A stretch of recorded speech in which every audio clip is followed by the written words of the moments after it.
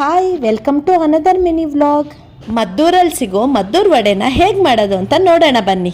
ಒಂದು ಈರುಳ್ಳಿನ ಉದ್ದುದ್ದ ಕಟ್ ಮಾಡ್ಕೊಂಡಿದ್ದೀನಿ. ಅದಕ್ಕೆ ಶುಂಠಿ, ಕರಿಬೇವು, ಉಪ್ಪು ಹಾಕಿ ಕಿವುಚ್ಕೋಬೇಕು.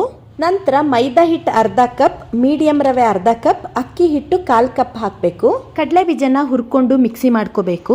ಆದ್ರೆ ತುಂಬಾ ನುಣ್ಣಗೆ ಪುಡಿ ಮಾಡ್ಕೋಬಾರ್ದು. ಕಡಲೆ ಬೀಜ ಬಾಯಿಗೆ ಸಿಗೋಷ್ಟು ಪುಡಿ ಮಾಡ್ಕೋಬೇಕು. ಪುಡಿ ಮಾಡಿರೋ ಕಡಲೆ ಬೀಜನ ಹಾಕಿ ಇದಕ್ಕೆ ಇಂಗು, ಖಾರದ ಪುಡಿ, 2 ಸ್ಪೂನ್ ಕಾದಿರೋ ಎಣ್ಣೆ ಹಾಕಿ ಮಿಕ್ಸ್ ಮಾಡ್ಕೋಬೇಕು.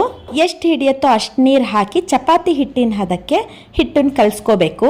ನಂತರ ಒಂದು ಬಟರ್ ಪೇಪರ್ಗೆ ಸ್ವಲ್ಪ ಎಣ್ಣೆ ಹಚ್ಚಿ ಹಿಟ್ಟಲ್ಲಿ ಲಡ್ಡು ಆಕಾರದ ಸೈಜ್ ಉಂಡೆ ಮಾಡಿಕೊಂಡು ತಟ್ಕೋಬೇಕು. ಅದನ್ನ ಕಾದಿರೋ ಎಣ್ಣೆಗೆ ಹಾಕಿ ಎರಡೂ ಕಡೆನೂ ಬ್ರೌನ್ ಕಲರ್ ಆಗೋವರೆಗೂ ಕರಿಬೇಕು.